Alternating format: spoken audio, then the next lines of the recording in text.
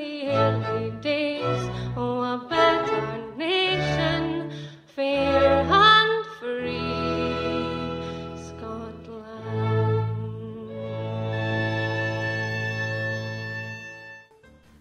Hello, this is the 114th episode of the Scottish Independence Podcast. This time I spoke with Lesley Riddoch on the topic of land reform.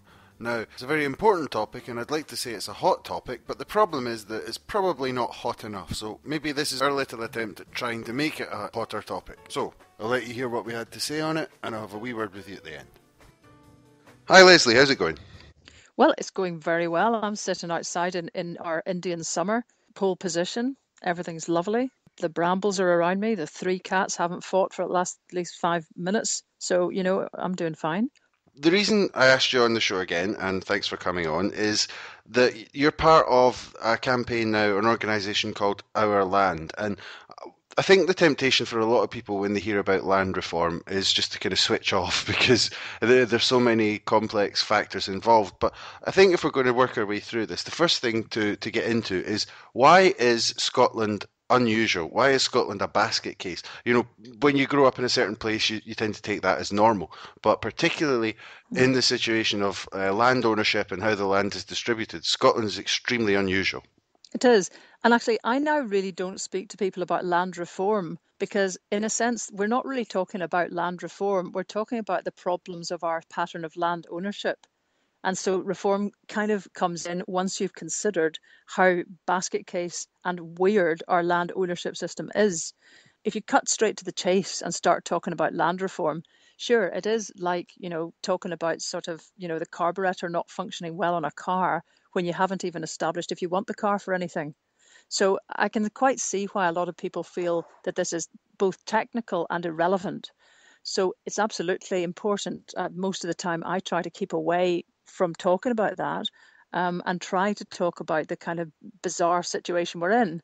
And again, I guess most people have got that, 432 individuals or interests, so sometimes companies, own half the private land in Scotland. And I've said that, I don't know how many meetings without anyone batting an eyelid, because if you've lived here all your life, you actually don't know if that's normal or not. I mean, if I said there was one person that owned 99% of Scotland, I still don't think people would bat an eyelid. So you've got to get, first of all, that is a more concentrated clump of people owning land than there is anywhere in the developed world, which would alert people to the fact there's something very strange about that.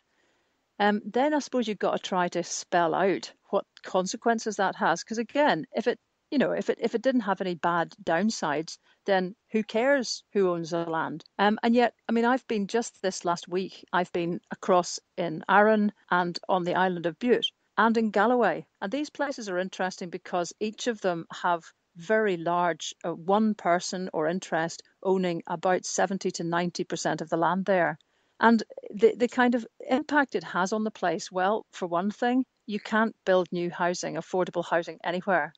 For another, the democratic sort of functioning of those areas seems to have atrophied because since we don't have properly local councils, we get lots of little voluntary groups that set up, and an awful lot of them succeed or fail if they know the landowner, if they're in with the landowner, if they're in that side of, the fence. Mm-hmm. Applications to improve things don't succeed unless they're on land that can be owned by the community. Well, you can't do that because there's practically nothing you can own. Over and over again, you keep seeming to hit your heads off brick walls. And the pattern in a lot of these areas is that young people leave pretty immediately. And there's a tremendous churn of folk when, people begin to realise that what looks like an idyll isn't actually, and you can't really get a purchase on the place and get going. So, it's a huge issue, both in rural areas, which I think everyone's got kind of used to, but also in cities. Recently, we've heard, Edinburgh's got to lay off. It's saying 2,000 people, Edinburgh Council. Well, if you start to look at the non-payment of rates on derelict and vacant land, which has been the case, they pay no rates whatsoever and have done since 1993. There's millions lost in those rates on bits of land that are very often owned by folk that lived in the British Virgin Islands, in Guernsey, in the Seychelles, in Liberia. So there's a double whammy. You don't know who owns what you're sitting beside. You can't contact them to talk about any different use. There is no pressure on them to make any kind of use because, after all, they're not paying any rates for the time that their land's sitting derelict, and that has become a norm. We've just got used to it. I believe you can actually go to your local council and find out who owns it, though. If it's a secret, if they're registered in one of these so-called secrecy designations, they don't really need to give very much by way of detail when they register, which is why so many companies register in places like the British Virgin Islands. I mean, for a wee set of islands, they have a big blooming impact on Scotland's landscape because they're popping up all over the place. So you can't find out very much about them beyond just the title. And behind that could be, and usually is, another company, which very often is actually based here, but has chosen to offshore its registration to be able to work without full scrutiny of who it is and who's on the board. So doubly difficult then. But if we do this in two ways, because you mentioned both the countryside and the city. So maybe we should start with the countryside, because just thinking about it, layman's point of view, I think maybe there's large chunks of Scotland that are wasted being used for basically rich people to come and shoot deer, and they don't do anything else with it. I mean, you mentioned Arran and Bute. A somewhat more extreme example would be Jura. I went there a while ago, and Jura's what, 20 odd miles long and a few miles wide, and there's only 190 people on Jura. There's nobody there. There's a little village, then there's a couple of houses, then there's the George Orwell house, and in the middle, all that's just used for, people coming up and hunting. Is that one of the bigger problems, or is there much more going on?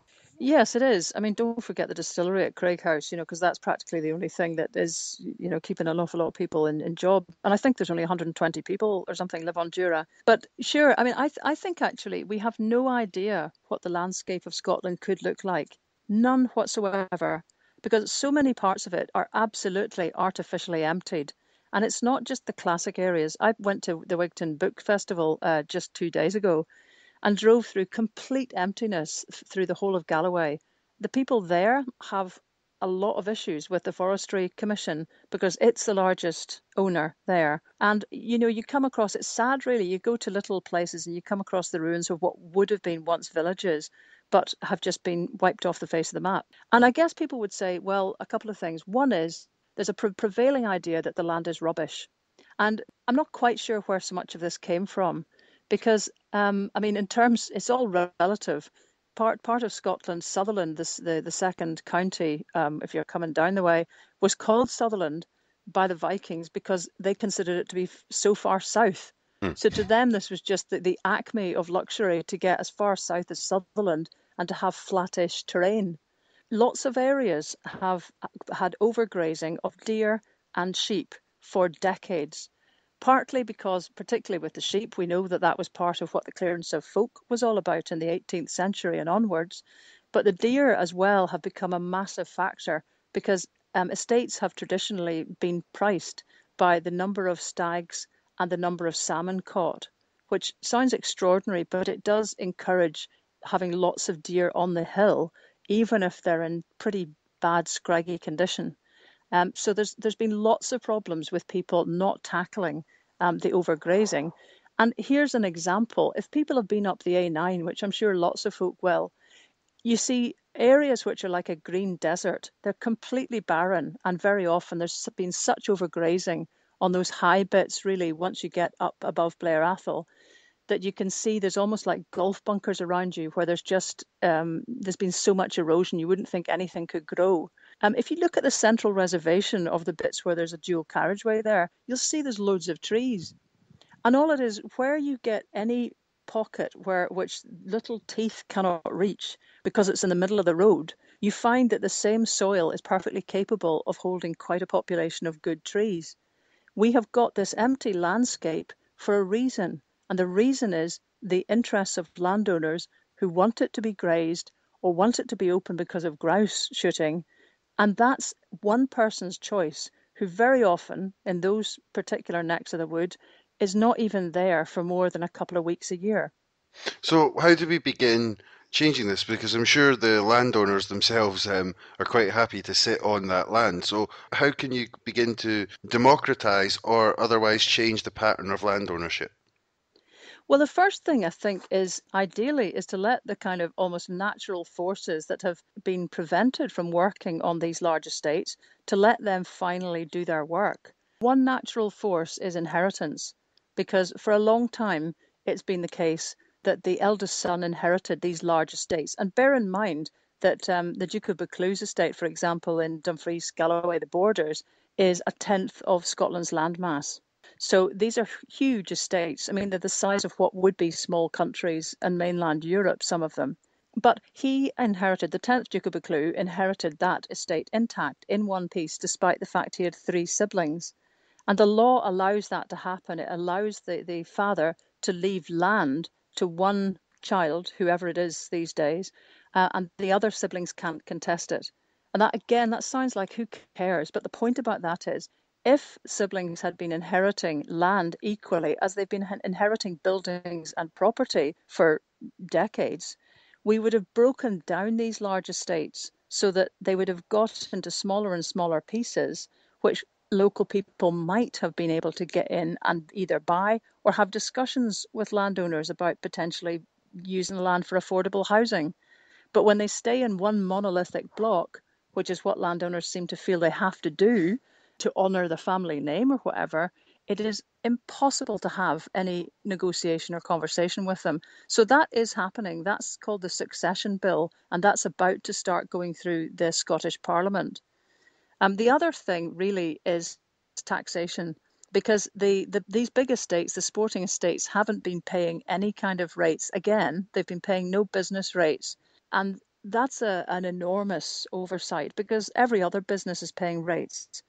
Again, the land reform bill that's going through Holyrood, it changes that situation, and it's going to levy business rates once again on sporting estates. Now, that's not enough, because the amount that will be raised from that in relative terms really isn't going to change the dynamics. What we need these estates to basically be broken up so that, okay, if a landowner wants to have a large amount of land, they can still have a large amount of land, not an exorbitant, huge amount. And at the moment, there's nothing that's encouraging them to look at their land and think, do you know, actually, why do we need all of this? If there hadn't been the windfall that wind farms brought for so many landowners, I think this moment would have come.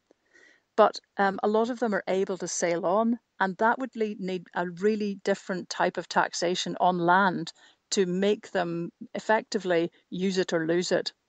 And that's not either within the inclination or power of the Scottish Parliament. It would probably need some change from the kind of taxation base that Westminster has. And at the moment, you're saying the succession bill's passing, and there's different ideas. Where is the opposition to land reform of the countryside estates coming from, apart from maybe the landowners themselves? Well, that's pretty well it, to be honest, but that's not a little thing. I mean, Andy Whiteman wrote a book recently, a best-selling book, The Poor Had No Lawyers. Well, basically, the poor still have no lawyers, but the landowners certainly do. And they've been rattling the cage of the Scottish government, trying to unnerve them about the legal consequences of almost any action that they've been trying to take. So that, for example, one of the things we were talking about there was the way that companies that are registered in these tax havens, offshore tax havens, are able to buy up Scottish land. And one proposal had been that any company would have to register in an EU member so that basically we'd know an awful lot more about them. This is just a point of basic transparency. And that was dropped by the Scottish Government in June. So do you think the Scottish Government, it's a lack of possibility, or are they sort of hamstrung in this, or do you think there's a lack of will involved as well? There's a complete lack of will. This is the same government that had the nerve, in my opinion, the absolute, correctly did this, that they withstood all the threats from the Scottish Whisky Association and the big alcohol companies over minimum alcohol pricing. And despite the fact these guys threatened legal action right from the get-go, the Scottish government stood strong and, allowed themselves to be taken to court in the Court of Session and won. The alcohol industry has continued to take this ever higher, so that recently, we'll all know, there was an indication from someone in the European Court suggesting that actually the alcohol businesses might win in the appeal that they brought to the European Court. I don't think we've had the final adjudication on that. But my point is that the same government has shown great